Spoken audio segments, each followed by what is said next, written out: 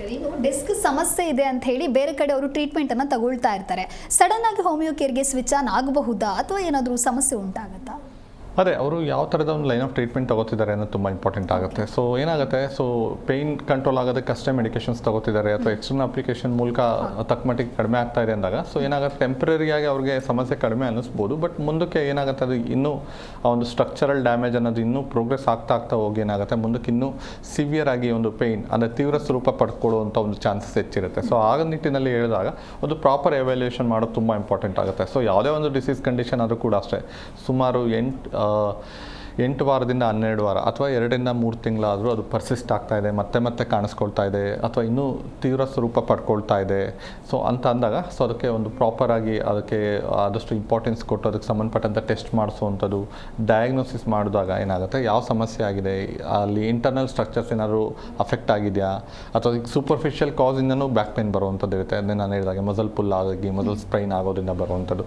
So ಅಂಥ ಕಂಡೀಷನ್ಸಲ್ಲಿ rest ಮಾಡಿದ್ರೆ ಸಾಕಾಗ್ಬೋದು ಅಥವಾ ಎಕ್ಸ್ಟರ್ನಲ್ ಅಪ್ಲಿಕೇಶನಿಂದಲೂ ಹೆಲ್ಪ್ ಆಗ್ಬೋದು.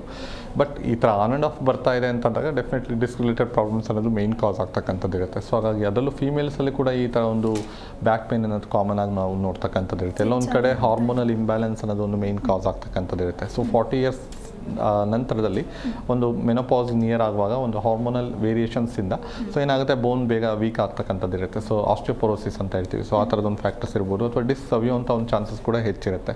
ಸೊ ಹಾಗಾಗಿ ಸೊ ಪ್ರತಿಯೊಬ್ಬರಲ್ಲೂ ಒಂದೊಂದು ರೂಟ್ ಕಾಸ್ ಇರುತ್ತೆ. ಸೊ ಅದನ್ನ ಫೈಂಡ್ ಔಟ್ ಮಾಡಿ ಒಂದು ಮೆಡಿಕೇಶನ್ಸ್ ತಗೊಳ್ಳೋದು ತುಂಬ ಇಂಪಾರ್ಟೆಂಟ್ ಆಗುತ್ತೆ. ರಾದರ್ ದೆನ್ ಸೂಪರ್ಫಿಷಿಯಲ್ ಆಗಿ ಆ ಪೇನ್ ಕಡಿಮೆ ಆಗೋದಕ್ಕೆ ಅಥವಾ ಸ್ಟಿಫ್ನೆಸ್ ಕಡಿಮೆ ಆಗೋದಕ್ಕೆ ಅಥವಾ ಒಂದು ಕಂಪ್ಲೇಂಟ್ಸ್ ಸಬ್ಸೈಡ್ ಆಗೋದಕ್ಕೆ ಟೆಂಪ್ರರಿಯಾಗಿ ಮೆಡಿಸಿನ್ಸ್ ತೊಗೊಂಡಾಗ ಎಲ್ಲೊಂದು ಕಡೆ ಆ ಸಮಸ್ಯೆ ಶಾರ್ಟ್ ಪೀರಿಯಡ್ ಆಫ್ ಟೈಮಲ್ಲಿ ಅವ್ರಿಗೆ ಕಡಿಮೆ ಅನ್ನಿಸ್ಬೋದು, ಬಟ್ ಮತ್ತೆ ಕಂಡುಬರುವಂಥ ಒಂದು ಚಾನ್ಸಸ್ ಹೆಚ್ಚಿರುತ್ತೆ. ಸೊ ಆ ನಿಟ್ಟಿನಲ್ಲಿ ಸೊ ಒಂದು ಪ್ರಾಪರ್ ಡಯಾಗ್ನೋಸಿಸ್, ಸೊ ಅದಕ್ಕೆ ಬೇಕಾಗಿರೋದು ಮುಖ್ಯವಾಗಿ ಒಂದು ಲೋಕಲ್ ಎಕ್ಸ್ರೇ, ಲಂಬಾರ್ ರೀಜನಿಂದ ಒಂದು ಎಕ್ಸ್ರೇ ರೆಕಮೆಂಡ್ ಮಾಡುವಂಥದ್ದು ಇರ್ಬೋದು ಅಥವಾ CT ಸ್ಕ್ಯಾನ್ ಆಗಿರ್ಬೋದು ಅಥವಾ ಇನ್ನೂ ಪ್ರಿಸೈಸ್ ಆಗಿ ಅಂದರೆ ಎಕ್ಸಾಕ್ಟಾಗಿ ತಿಳ್ಕೊಳ್ಳೋದಕ್ಕೆ MRI ಸ್ಕ್ಯಾನ್ ರೆಕಮೆಂಡ್ ಮಾಡ್ತಕ್ಕಂಥದ್ದು ಇರುತ್ತೆ. ಸೊ ಅಲ್ಲಿ ಕ್ಲಿಯರಾಗಿ ಯಾವ ಜಾಗದ ಒಂದು ಡಿಸ್ಕ್ ಎಷ್ಟು ಸವ್ದಿದೆ, ಏನಾಗಿದೆ ಎಲ್ಲ ಕ್ಲಿಯರಾಗಿ ಹೇಳೋದಕ್ಕೆ ಸಾಧ್ಯ ಆಗುತ್ತೆ. ಸೊ ಏನಾಗುತ್ತೆ, ಕೆಳಭಾಗದ ಬೆನ್ನು ಲೆಂಬಾರ್ ರೀಜನಲ್ಲಿ ಅದರಲ್ಲೂ L2, L3, L3, L4, L4, L5 ಮತ್ತು L5, S1 ಈ 4 ಜಾಗದಲ್ಲಿರುವಂಥ ಡಿಸ್ಕ್ ಏನಿರುತ್ತೆ ಅದು ಲಾರ್ಜೆಸ್ಟ್ ಡಿಸ್ಕ್ ಅಂತ ಹೇಳ್ತೀವಿ. ಸೊ ಇಂಥ ಒಂದು ಡಿಸ್ಕ್ ಮೇಲೆ ಹೆಚ್ಚು ಬಾಡಿ ವೆಯ್ಟ್ ಒತ್ತಡ ಕೊಡೋದ್ರಿಂದ ಸೊ ಮ್ಯಾಕ್ಸಿಮಮ್ ಪೇಷಂಟ್ಸಲ್ಲಿ ಇಂಥ ಜಾಗದಲ್ಲೇ ಡಿಸ್ಕ್ ಸವಿಯುವಂಥದ್ದು ಇರುತ್ತೆ.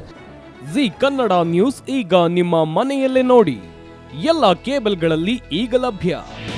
ನಿಮ್ಮ ನೆಚ್ಚಿನ ಜಿ ಕನ್ನಡ ನ್ಯೂಸ್ ಈಗ ಸನ್ ಡೈರೆಕ್ಟ್ ನಲ್ಲಿ number 292, Tata play number 1664, Jio TV number 1334, NXT digital number 30, in cable number 30, city networks 51, U digital number 162, GTPL number 17, Rockline telecommunications number 42, Shri Basaveshwara cable number 168, rural cable network 60, Vinayaka digital 57, Abhishek cable 821, city channel 53, Siddeshwara cable network 57, V4 digital Infotech 628, Surya digital networks 53, Gajanan digital number 836, Malnad Infotech private limited number